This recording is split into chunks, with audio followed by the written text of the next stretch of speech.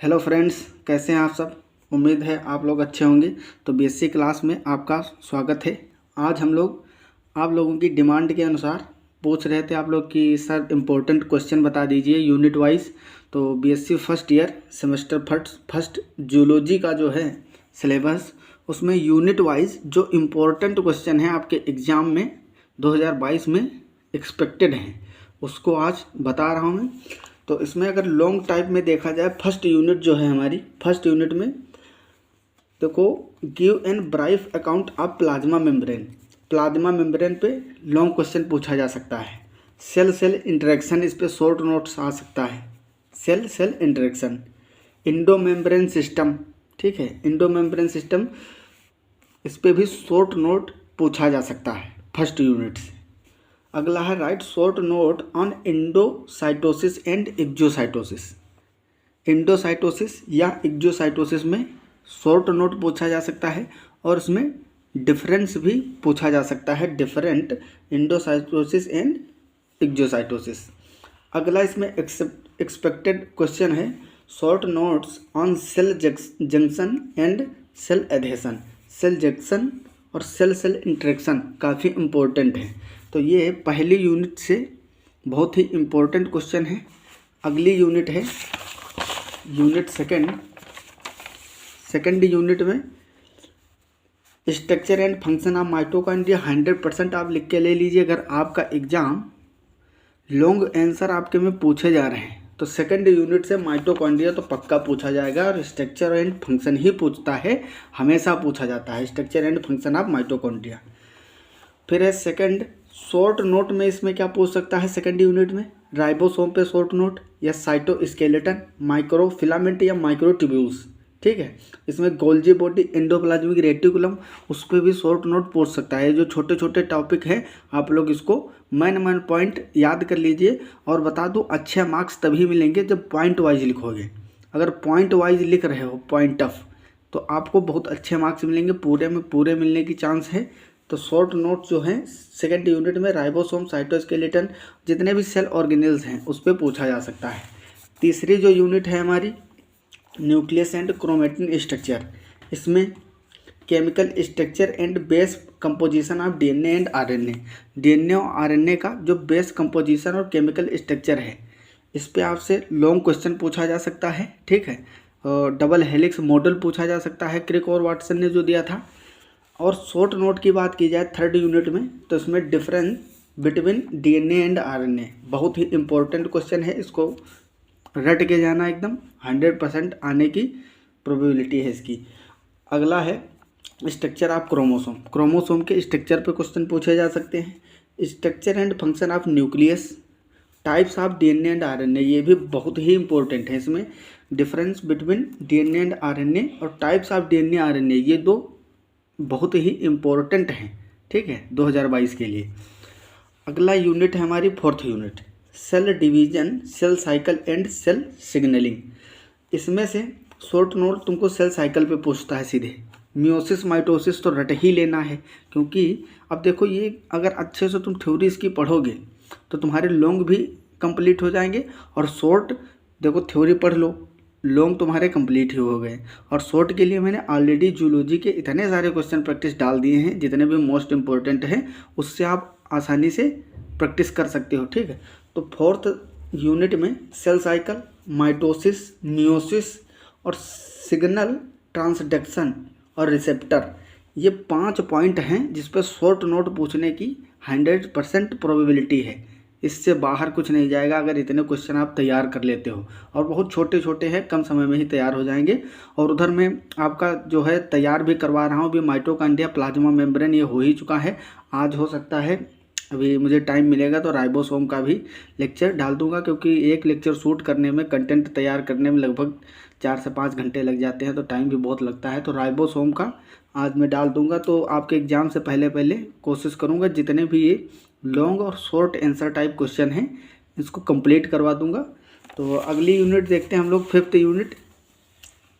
Unit है हमारी Mendelism and sex determination.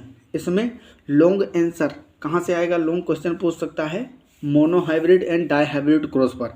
Mendel's law पूछे जा सकते हैं, ठीक है। तीनों मेंडल के लॉ रट के जाओगे, law of dominance, law of segregation, law of independent assortment, ठीक है। शॉर्ट नोट इसमें कहाँ से पूछेगा, कंप्लीट डोमिनेंस, इनकम्प्लीट डोमिनेंस, ठीक है। सेक्स डिटर्मिनेशन इन ह्यूमन, आप में सिलेबस में सेक्स डिटर्मिनेशन इन ह्यूमन और ड्रोसोफिला में सेक्स डिटर्मिनेशन और इंसेक्ट में, ये 3-4 कैटेगरी हैं, और बर्ड में भी सेक्स डिटर्मिनेशन, ये सिलेबस में पढ़ना है, तो इनको अच्छे से पढ़ लेना। ह्यूमन में शॉर्ट नोट पूछ सकता है, बाकी पढ़ और भी लेना जितने भी दिए हुए सेक्स डिटर्मिनेशन, ठीक है। उनके टाइप पढ़ लेना कि किस टाइप का किस में होता है। जैसे ह्यूमन में होता है XY टाइप, ठीक है। ड्रोसोफिला में भी XY टाइप होता है। बात किया जाए अगर इंसेक्ट की, तो इंसेक्ट में XO प्रकार का होता है, ठीक है। और बर्ड्स में ZW टाइप का होता है। तो इस तरह से आप टाइप भी याद रखेंगे। अगली 6th यूनिट है एक्सटेंशन ऑफ मेंडलिज्म और जीन एंड एनवायरनमेंट, ठीक है। इस पे मल्टीपल एलिलिज्म पे शॉर्ट नोट पूछा जा सकता है। इसमें लॉन्ग आंसर की प्रोबेबिलिटी नहीं है, शॉर्ट नोट ही पूछेगा। मल्टीपल एलिलिज्म क्या होता है, जीन इंटरेक्शन काफ़ी इंपॉर्टेंट है, शॉर्ट नोट में पूछा जा सकता है gene interaction. Cytoplasmic inheritance, sex influenced and sex linked characteristic जो होते हैं, ठीक है। यूनिट 7 जो है human chromosome and pattern of inheritance, काफ़ी इंपॉर्टेंट चैप्टर है। इसमें पेडिग्री एनालिसिस पूछा जा सकता है कि किस तरह से वंशानुगत होते हैं लक्षण, मम्मी पापा से पुत्रों में पहुँचते हैं, कौन से डिजीज हैं जो पहुँच सकते हैं, कौन से नहीं, ऑटोसोमल रिसेसिव, ऑटोसोमल डोमिनेंट, इन पे तुमको शॉर्ट नोट पूछा जा सकता है आपसे, ठीक है। X linked recessive and x linked dominant disease क्या होते हैं, उन पे शॉर्ट नोट पूछा जा सकता है।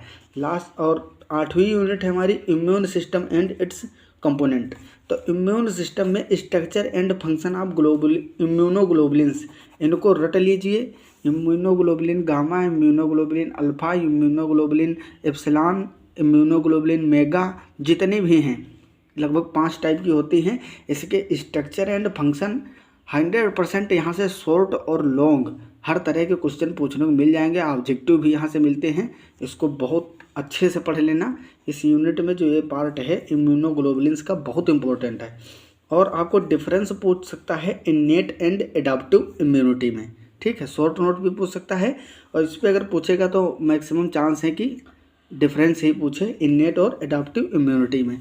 फिर है ह्यूमोरल इम्यूनिटी और सेल मीडिएटेड इम्यूनिटी, इसकी डिफिनेशन याद कर लो, एग्जाम्पल 1-2 याद कर लो, ठीक है। इससे कौन से डिजीज होते हैं, सेल मीडिएटेड और ह्यूमोरल इम्यूनिटी, इस पर डिफरेंस पूछा जा सकता है। टी और बी सेल्स जो है इसमें डिफरेंस या शॉर्ट नोट पूछ सकता है, टी सेल्स और बी सेल्स, ठीक है। तो ये काफ़ी इंपॉर्टेंट क्वेश्चन है जो मैंने बताया है। और लास्ट हमारी यूनिट है जो 9, यूनिट 9 इन्फेक्शियस डिजीज़। इसमें structure and life cycle of trypanosoma, giardia, wuchereria, 3 ही की लाइफ साइकिल है। ये तीनों इंपॉर्टेंट है। इसमें से बहुत ज़्यादा इंपॉर्टेंट है तुम्हारा ट्राइपेनोसोमा, इसको तो पक्का करके जाना। ये 2 भले ही ना करो, लेकिन ये 100% करना। लाइफ साइकिल पूछेगा तो इसका पक्का 100% प्रोबेबिलिटी है। बाकी तीनों की देख लेना। मैंने ट्राइपेनोसोमा और जियार्डिया का ऑलरेडी लेक्चर डाल दिया है। लाइफ साइकिल ट्रीटमेंट कैसे होता है उसका, कहाँ कहाँ इन्फेक्शन करता है किस तरह से, और कौन कौन सी स्पीसीज़ किस डिजीज़ के लिए रिक्वायरमेंट मतलब रिस्पॉन्सिबल होती हैं, उसके बारे में भी। वुचेरेरिया की बात रहेगी तो वुचेरेरिया को भी मैं अभी 1-2 दिन में डाल दूंगा। तो आपको ये तीनों लाइफ साइकिल पहले से अपलोड हैं, 30-30 मिनट के लेक्चर हैं, आराम से देख सकते हो, ठीक है। नोट कर लेना, उसी में काम चल जाएगा। और short note viruses, bacteria, fungi, protozoa और वर्म्स, इनमें से किसी पे भी शॉर्ट नोट पूछा जा सकता है कि कौन कौन से डिजीज़ कॉज करते हैं। और वायरसेस के बारे में छोटा छोटा मतलब 10-10 पॉइंट याद कर लीजिए, 5-7 पॉइंट शॉर्ट नोट में पूछेगा। बैक्टीरिया, फंजाई के बारे में तो आप लिख सकते हो, इन्फेक्शियस बैक्टीरिया, इन्फेक्शियस फंजाई कौन से हैं, कौन कौन डिजीज़ कॉज करते हैं। और बाकी रही बात ऑब्जेक्टिव की, तो मैं ऑलरेडी आपको कंप्लीट करवा ही रहा हूँ। तो ये फर्स्ट पेपर जो है हमारा जूलॉजी का सेमेस्टर फर्स्ट, उसके 9 यूनिट जो हैं सबके इम्पोर्टेंट क्वेश्चन मैंने आपको बता दिया है। इससे अगर इतना आप कर लेते हैं तो मान के चलो आपका पेपर बहुत अच्छा हो जाएगा, क्योंकि इससे बाहर क्वेश्चन जाने की संभावना नहीं है, इतने ही रहेंगे।